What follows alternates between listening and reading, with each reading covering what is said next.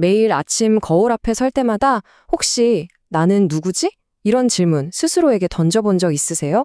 오늘 우리는요, 세상이 우리한테 붙여준 여러 이름표들 너머에 있는 어쩌면 우리 삶의 방향을 완전히 바꿔놓을 수도 있는 진짜 정체성에 대해 이야기 나눠보려고 합니다. 바로 세상 속에서 하나님의 거룩한 백성, 그러니까 제사장으로 살아간다는 게 과연 무엇인지에 대한 이야기죠.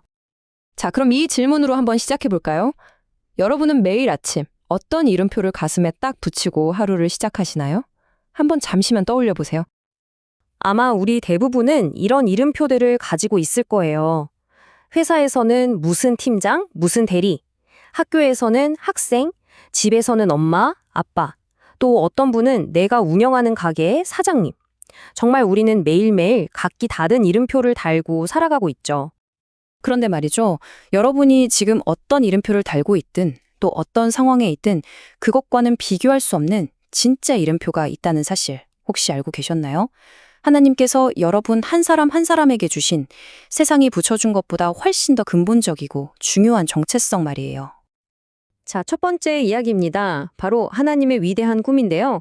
이 이야기는 아주 먼 옛날로 거슬러 올라가요. 이스라엘 백성이 이집트에서 막 탈출해서 그 뜨거운 광야 한복판에 서 있던 바로 그 순간에서 시작됩니다. 이 타임라인을 한번 보세요. 무려 400년 동안이나 끔찍한 노예로 살았잖아요. 그러다 기적처럼 홍해를 건넜어요. 그리고 광야에 도착한 지 딱 3개월. 정말 아무것도 없고 막막하고 불안했던 바로 그 순간에 하나님께서 그들에게 상상도 못할 엄청난 비전을 보여주십니다.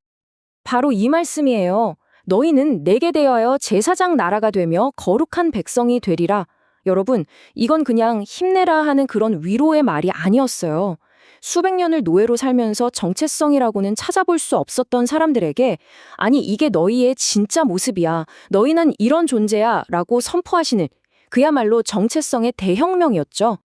제사장 나라라는 말이 조금은 낯설게 들릴 수도 있어요.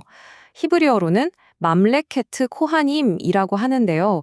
이게 얼마나 특별한 표현이냐면 성경 전체에서 딱 한 번, 바로 이 장면에만 등장해요.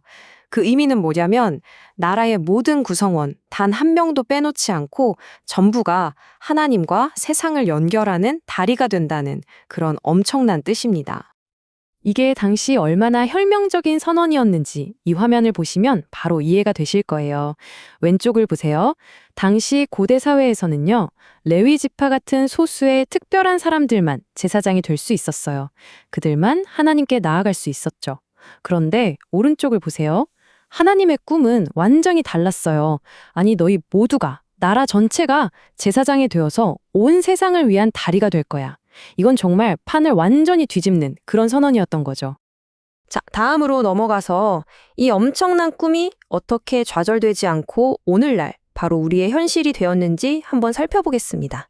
하나님의 꿈은요, 결코 사라지지 않았어요. 오히려 상상 이상으로 더 위대하게 성취되었죠. 시간이 한참 흘러서 사도 베드로가 출애굽기에 이 말씀을 그대로 가져와서 인용합니다. 이 표로 한번 보세요. 출애굽기 19장의 표현들이 베드로전서 2장 9절에 거의 똑같이 나오죠? 그런데 놀라운 건 그 대상이 바뀌었다는 거예요. 이제는 더 이상 특정 민족에게만 해당되는 말이 아니라 예수 그리스도를 믿는 모든 사람, 바로 우리를 향한 말씀이 된 겁니다. 그래서 핵심은 바로 이거예요.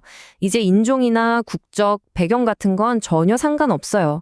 예수를 믿는 모든 사람, 바로 저와 여러분이 왕 같은 제사장이라는 겁니다.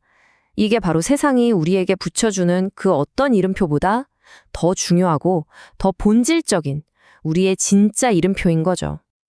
자, 그렇다면 이 놀라운 정체성을 가지고 우리가 구체적으로 어떻게 살아야 할까요? 오늘날의 제사장은 도대체 세상 속에서 뭐라는 사람일까요? 이제 우리의 정체성에서 사명으로 초점을 한번 옮겨보겠습니다. 제사장의 역할, 복잡하게 생각할 거 없이 딱 2가지로 요약할 수 있어요. 첫째는 사람들에게 하나님을 보여주는 거고요.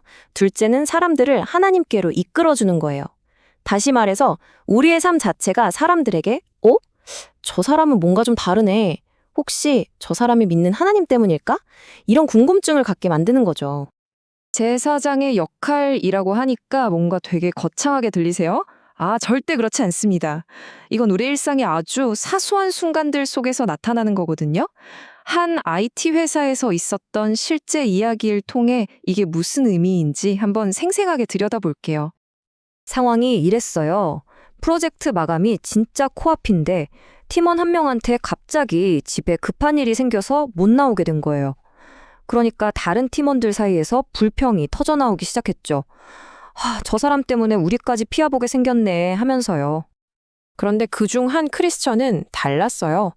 같이 불평하는 대신에 조용히 남아서 그 동료의 일까지 밤늦게 다 마무리를 한 거예요. 그리고는 그 동료에게 비난이 아니라 일은 잘 처리됐으니까 걱정 말고 가족을 위해 기도할게요. 이런 따뜻한 문자를 보냈죠. 여러분, 이게 바로 제사장다운 행동입니다. 결과가 어땠을까요? 정말 놀라웠어요. 몇 주 뒤에 회사로 복귀한 그 동료가 조용히 이 사람을 찾아와서 이렇게 묻더래요. 정말 고마웠어요. 근데 어떻게 저한테 그렇게까지 해주실 수 있었어요? 혹시 하나님 믿으세요? 보세요. 긴 설교나 전도가 아니었어요. 불평 대신 선택했던 그 작은 섬김, 그 삶의 모습 하나가 강력한 다리가 되어서 영적인 대화의 문을 활짝 열어버린 거죠. 자, 이제 마지막으로 가장 중요한 부분입니다. 이 모든 이야기를 이제 우리 삶에 어떻게 적용할 수 있을까요? 거창한 계획 말고요. 오늘 당장 시작할 수 있는 구체적인 실천 방법 3가지를 알려드릴게요.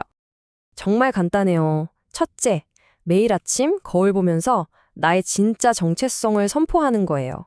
그래, 나는 왕 같은 제사장이야. 둘째, 내 주변에 아직 하나님을 모르는 딱 한 사람을 정해서 그 사람을 위해 제사장으로서 기도해 주는 거예요. 그리고 셋째, 무슨 대단한 일이 아니더라도 지친 동료에게 커피 한 잔 건네는 그런 작은 선행 하나를 실천해 보는 거죠. 제사장으로 사는 건 바로 이런 작은 행동들에서 시작됩니다. 사랑하는 시애틀 지구촌 교회의 상도 여러분, 그리고 이 설명을 듣고 계신 모든 분들, 꼭 기억해 주세요. 하나님께서는 저와 여러분 한 사람 한 사람이 이 세상 속에서 살아있는 제사장으로 살아가기를 꿈꾸고 계십니다. 우리가 매일 발 딛고 살아가는 바로 그곳, 우리의 직장, 학교, 가정, 그리고 이웃 사이에서 하나님의 사랑과 진리를 연결하는 살아있는 다리가 되기를 간절히 원하신다는 사실을요. 이것이 바로 저 먼 옛날 광야에서 시작된 하나님의 위대한 꿈이고 오늘을 살아가는 저와 여러분의 영광스러운 부르심입니다. 이 놀라운 정체성을 가슴에 품고 오늘 하루도 담대하게 살아가시기를 주님의 이름으로 축복합니다.